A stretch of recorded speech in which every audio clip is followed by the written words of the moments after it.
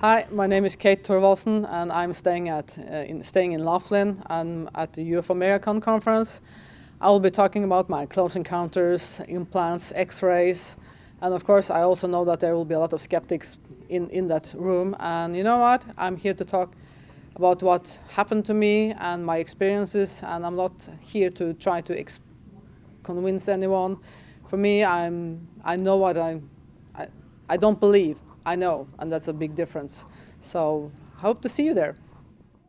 Hey, truth be told, Captain Ron here for Tony Sweet. We are at the UFO Mega Conference in Laughlin, Nevada. We're at the Aquarius Casino, and this lovely young lady has been kind enough to sit down and talk to us. I won't say her name because I've tried and I can't say it. It is pronounced Kate Thorvaldsen. There you go. Yeah, but everyone can say Kate. Kate. Yeah. I'm going to go with Kate.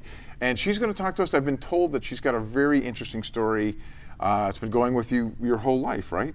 Why don't you tell our audience a little bit about what's happened to you since you were a little kid? Yeah, I can do that. Of course, my first experience was when I was just 3 years old. And you remember it when you were 3? Yeah. Wow. I have a very good memory from when I was born. No kidding. Yeah. Okay, interesting. So yeah, I can just plot that one in first because it's actually quite fascinating. It's Tell funny. us. No, I remember I was in my mother's womb and I was looking at that body that was me, and I was in and out from that. And the next moment, then I am in a big white room, and then I'm inside the body that is me. And then they're putting me on a table, and then I remember I was looking like this. I hear voices around me, and I was looking at my hands. I was thinking, what is it that I have on my hands? Almost like you have a conscious memory of becoming conscious, like your soul or whatever. Yeah. So I was wondering, what is it that I have on my hands? And later on, when I was old enough, I was asking my mother, when I was newly born, did I have something white on my hands? And she was looking at me. How do you remember that? I said, I do remember having something white, strange things on my hands. And then she tells me that she was not giving birth at the normal hospital. There was this little tiny hospital in the next house. Mm-hmm. And every newborn child, they had this like white socks on their hands, so they will be scratching themselves. Interesting. So amazing to have a memory from so far back. And Yeah. even to go from the moment of incarnation, almost like of becoming a soul, becoming a yeah. being. That's incredible. Okay, so then so you grow up. Yeah, next time when I had my first close encounters, I was 3 years old. It was close to Christmas, 1 week. My mother has told me that Santa Claus would be coming soon. I remember she was putting me into the bedroom, into the crib. I wasn't tired. So I remember I was standing in the crib, and then suddenly this gray person was coming through the wall. Like a typical gray alien that we know? Yeah, Okay. a little one. And he did not walk. He was just like he was gliding over the floor. Then he was standing in front of the crib. He was just a little bit taller than me. I was 3 years old, blabbering ahead, trying to talk with him. Not terrified? No, not at all. I'd have been terrified. I was trying to talk with him, and I understood very quickly that, okay, we are communicating this way. So Telepathically. so I didn't need to say anything. So he was just there to give me the feeling that he was there to see if I was okay. Wow. And that was it. I'm not sure how long he stayed there, and then he just disappeared the same way. And then in the next moment, I see this one with one more inside of our craft in front of our big windows that we had in the bedroom. And we were on the second floor, and then he took off. And in my head, I was thinking, woo, Santa Claus was here. You were too young to even know about these things. It's not like you saw movies about this. No. At 3, you probably didn't know anything about that. No. Unbelievable. So okay, go and ahead. the funny thing is that 1 week later, Christmas came, and my mother, she was taking me into the TV room to meet Santa. Of course, Okay. I was excited. And in the TV room, there is this guy with a red suit, false beard, plastic face. I was screaming. I was terrified. And I did not like him because that was not my Santa Claus. So that guy scared you, but the gray alien did not. No. Unbelievable. Yeah. So when I explained to my mother, that's not my Santa Claus, but my Santa was in my bedroom, looked like that. Then she said, okay, yeah. Because she has seen them, and my grandfather has seen them. Okay, so you're a classic contactee, abductee, or whatever word comes through the family. Yeah. So your mother, even at that point, acknowledged that this was happening to her as well. She have just seen them. My grandfather Wow. has seen the crafts, and some aunts and in the family older had seen them. Wow. Okay. Amazing. Okay, so go ahead. So then what happens? Well, As you grow up, is this like a normal thing to you? not on a daily basis, no. The next time I was actually 10 years old. So then you went 7 years without seeing him? Yeah. Okay. I was 10 years old. We were living in another place. For me, I was like the outcast kind of. I tried to fit in everywhere, but I couldn't fit in. I was always different for some strange reason. I did not understand why, but I was always kept out. So very often I was climbing up at the roof at night when the other was going to sleep. Sitting 10 there. years old, you're crawling on the roof? Yeah, crawling up on the roof, looking at the stars and the moon and singing, please come and get me, I don't belong here. It felt so bad. And one night I did that, and I remember a big light, and then the next thing, I'm lying in my bed next morning. But the thing has changed that from me, I was living and breathing for horses, painting horses every day long. Now I was painting little guys with big black eyes and bald heads and a lot of colors, and talking about other solar systems and all things like that. So when At 10? Yeah, so when I was really giving the other kids a really good reason to tease me or bully me, they stopped. Wow. I think that they were thinking that now she has become mad, I'm crazy or something. Yeah, do you think, have you ever thought, like now, maybe that looking back, that maybe you were a kid and you were making this up or thinking it was something else or anything like that? Or no, you just know that this really happened? Yeah, I did. You did? Okay. And then also because that I lost my sense of smell. Really? Yeah. So all these weird things. We've had quite a life. Okay, so when's the next time you had an encounter? Well, the last one As you remember. I was all around 30 years old. So then you went 20 years without another encounter? Well, close encounters, yes. Okay. But I have a lot of other experiences where I have seen them in a distance or felt them being close, or it's like they're like calling you or something. Interesting. For attention. Now, are these all conscious memories, or have you done like hypnosis, or how does this come? I have done that too. You have? Yeah. But you had them anyway. You had conscious memories initially. Most of them are consciousness, yeah. And then when you have had the regression ones, what did you see more? Well, the thing is that on my last one, it was very special because I was going to stay in a cabin for 2 months, work on my book. I'm going to be up there all alone. You had to drive 2-3 miles to the next person, so I was really alone out there. I was staying there for a week. If this had happened to me, I wouldn't go. I would be in a crowd. I'd live at the mall. Yeah. Now the thing is that I was, having a nice time out there, like the quietness. Then I was waking up in the morning, and I was thinking, am I getting sick or something? Because I had this gray, greenish liquid that was dry from my eyes, from my nose. And I had this was not a pillow mark, this was a big difference from a pillow mark. It was like a really grip from something that was on my face, my eyelids here, when I was waking up in the morning. And I felt it was weird, but of course, when you're living alone in the cabin, you have to do the fire, you have to make the food, so it came a little bit more in background. Okay. So, but when the evening came and it was dark outside again, I was like a stressed animal in a cage because I knew something had happened and I couldn't remember. So I was reading the same magazine 20 times that night, could not sleep. So the next day I was calling the people that own the cabin. Can you please get me back down from here? So they did. And when I came back down, then I can really see the changes on me.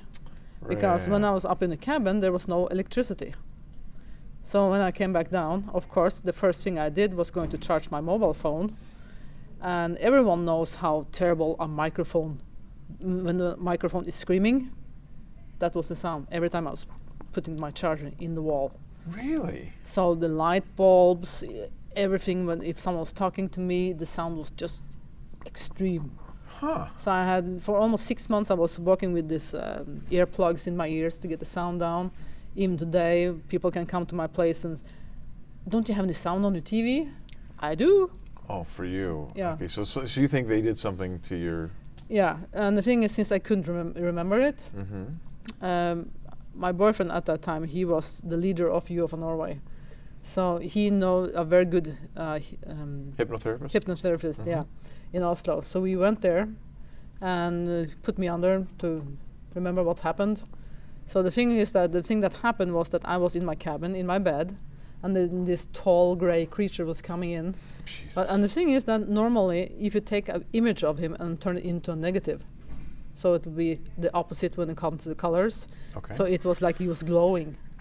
Wow. And then it was like I was floating in the air, following him into the TV. It's not TV, but the living room. And I was like in the air, and there was this two, three smaller of the gray ones, and then they was putting this kind of a helmet on me. It looked like a bad horror movie from the 70s, because you had this typical, like this arm around here with like a fork thing up in my nose, Jesus. and this needle in my ears. And right then I remember what happened when I was 10 years old. So I asked him, please don't let me remember anything more. And from that on, everything was gray. Wow. So he was working on me for 2 hours and he couldn't break it. Were you terrified, like when you were recalling this? No, I wasn't. No? No, for me it's more like I had never felt that they are there to hurt me in any kind of way. It's like if you were going to a dentist and you had never seen or heard about a dentist before, he will be helping you, but you would be scared. Correct, yeah. So this is like the thing now. Like Freed did the massive study for all people, contactees and abductees, and that was the conclusion, is that most people feel afterwards, although it was scary when it happened, they weren't trying to hurt them. They were studying them or helping them. Yeah. That seems to be like the consensus. That's Yeah. sort of a normal thing. Don't you have other things? Did you have an implant or something? I don't have one implant. I have more than 25. 25 implants? Yeah, symmetrical placed. Okay. Now, how do you know that's what these are, and have you had them tested, and where are we at with the that? thing is that I have been joking about it for years. Perhaps I have, perhaps I don't have, because I heard about other people talking about implants. Sure. And I had this little thing on my neck here, and a friend of mine, Sid Goldberg, he said that I'm working on cases like this. Yeah. Why don't you buy one of those little tiny strong magnets and you try and put it on? And of course, going from joking about it to putting it on and you, oh, it sticks. Ah, wow. It's So a magnet will stick there because you have a piece of metal I or don't- something there. Yeah. And then my friend said that, you know what, since your nose has been closed since you were 10 years old, why don't you try it on your nose too? And of course it was sticking there too. So then we had a little research party, almost all over. I haven't bothered to take all my legs and my arms, but we took the main body. And I found I had 2 here, both sides here, 5 in the front, all the way down my spine. Later we also found them down in the front. Do you have x-rays and I have x-rays. x-rays that show this? And what do they say it is? What's the medical community say it is? Well, the thing is, in Norway, I'm not sure how it works here, but in Norway, my friend's chiropractor, he had his own X-ray machines. So they did not even put my name in the schedule. They were just sneaking me in from behind, take the pictures, and quiet, and out again. Okay. We will not put our names on this. Nobody wants to even talk about it there either. No, they don't want to touch Well, I it. think that's very similar here. We've heard a lot of stories where doctors don't want to put their name to these type of things. Yeah. Okay, so they saw that, but is anybody giving you another thing that it could be? Could No. it be something that you ingested as a child? Could it be? Well, it's very good to ingest something and then they are symmetrical placed in your body. Well, obviously that that usually- sounds very much, but I'm just trying to think, could it be anything else? I don't know what it. I mean, who's coming to that conclusion? Just you, or is somebody else saying, "Look, we've tested it. Somebody put it there." Someone has been putting it there, but Wow. but who have done it? Most likely it has to be them. Yeah. Who else would do that? Yeah, there's If no somebody else did it, you would probably know. Yeah, there's no scars, there's nothing. Wow. And I also have 3. Actually, I always forget about those. I actually have 3 of them that looks like a triangle under my heart. And in our family, we are having extremely high blood pressure, and my mother is having heart failures. Most of them are just turning around 50 and they will die. Jesus. And my mother, she's eating a half of a pharmacy all week. And I said, I refuse. I will not take anything. Wow. I'm still here. Scary stuff. Okay, so what's next for you? Are you going to have more testing done? Or you just accept it and that's what it is, and you? I just accepted it. at this A point. lot of people are asking me, why don't you remove them? Yeah. And I say that, you know what, for me, I think that they are there for a purpose. And of course, people think, oh, tracking device. I said, no, I don't think that they are tracking device. I think that Then they're, there'd be one, right? yeah. Why would you need 12 or 25 tracking devices? Yeah, for me, there was this guy that was actually joking about it, said that, oh, the way they are placed, you are like a walking antenna or something like that. And then I was thinking, that's not actually a bad idea. Because the thing is that the second book that I'm working on now is actually about astrophysics, quantum physics, cosmology.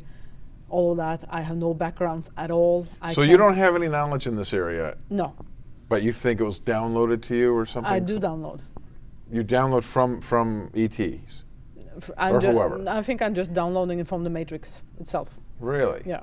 And you suddenly gain this knowledge. Now, see, this would be something you could test. You could write out some of these formulas and show it to No, that's the thing. I don't write formulas. Okay. My book will be without formulas at Okay. all. And the funny thing is that I was showing some of my stuff already in 2000 in a documentary in Norway. Just a tiny few pictures, and they were calling me from the university the day after. I was in Bulgaria 2 years ago on a conference there, and the people that were organizing them, they were professors in astrophysics, they were working with space programs, doing all kind of stuff. It was a little bit funny because when I was coming there, I was more or less invisible, and after my talk, I suddenly had the next seat to the leader, Really? and they wanted me to talk, and they want to work with me, and yeah. And so they obviously can verify that what you're saying is accurate, and Yeah. you have no background in any of these Yeah. things. And the funny thing is, I was asking, what do you work with now? What is the problem things that you are dealing with? And he was telling me, and I said, okay, that was fun, because I was just downloading this kind of stuff just a few days ago, so I can give him the answer immediately. Wow. So, but the thing is that for me, I need other science people to have questions that can trigger something in my mind, and I have to. Because you don't even know what to ask. Because that's, I mean, I wouldn't know what to ask. How do you build a Ferrari? I don't know. Yeah, exactly. So they will ask, and they will trigger something in my mind, and then I will see it. So when science people talk to me, they cannot talk in formulas. They must talk in normal language. But the thing is that I don't listen to what they're saying. I have to see what they are saying. Interesting. Because I'm working The in visual. Yeah, I have found out that I'm working in the same way as Nikola Tesla was doing, because he could see his engine like a 3D thing that was moving like a living thing in front of him. He talks like it was downloaded to him, like it just came to him, and then he was able to draw it out, and it worked. Yeah, so he see everything in his mind first, how everything works, and if someone else is giving him a part, he can take that part and he can put it in, and he can see, okay, that part works, that part does not work, and I'm doing the same thing, but with the cosmos and beyond and everything. Interesting. Yeah, see, I would want to talk to more scientists. Like, I feel like this would help validate, or you could really sort of prove your case to the world that really, that look at how could I possibly get this knowledge? Yeah. I think that's pretty incredible. Yeah, and for me, I think it's fascinating too, because, yeah, as I said, when they are triggering things, new information comes down all the time, and that's the problem too. When I'm working on my book, I'm trying to categorize everything, and if something is triggering, then new stuff is Then you're coming. off over there, yeah. Yeah. Yeah, like an ADD, yeah.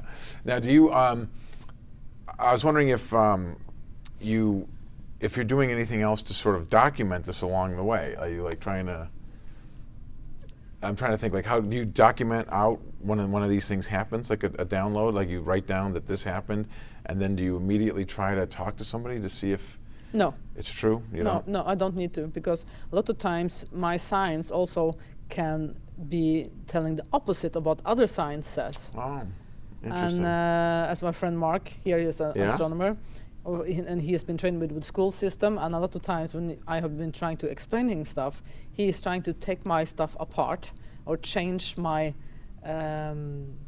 thinking of how it is. Sure. And I said, you know what? I can't change. I can't change the things that you are saying and change it over to what you are saying, or etc. I had to stick with the things that I'm getting, and the things that the reason why you're trying to take my stuff apart is because that you don't see the bigger picture. I'm just explaining you a tiny little part of it. See, it's great because he's an astronomer. You could maybe some of the things that we haven't proven yet. Maybe you could you may know more than him, and as he's trying to figure it out. Yeah, and the thing is that a lot of times when I'm actually listening to science people, I see very easily where I actually fill in the gaps. Interesting. Do you have people challenging you on this stuff? Yeah.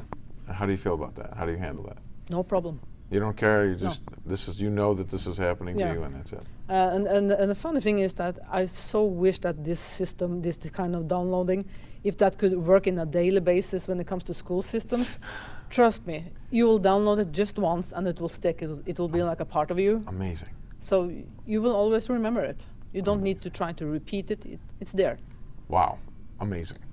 Fascinating stuff. Check her out. go ahead and say your name in your book and tell them how they can check out your stuff. Yeah, they can take a look at my homepage, www.katethorvaldsen.com. It spells just how it sounds. Yeah. Of course, there you can buy my book, A Hybrid Story, where you can also see pictures of X-rays and, yeah, a lot of also paranormal stuff, all the kind of things that has been going on through my lives. Awesome. Paranormal stuff, past lives, you name it. But I also, hopefully later this year, my second book will be done with astrophysics. And that's the book on the astrophysics of the stuff that you were downloaded. Yeah, and that is called The Creation, where physics and consciousness meet. Wow. Interesting stuff. For Tony Sweet, I am Captain Ron here at the 2020 UFO Mega Conference in Laughlin, Nevada, and we'll see you later.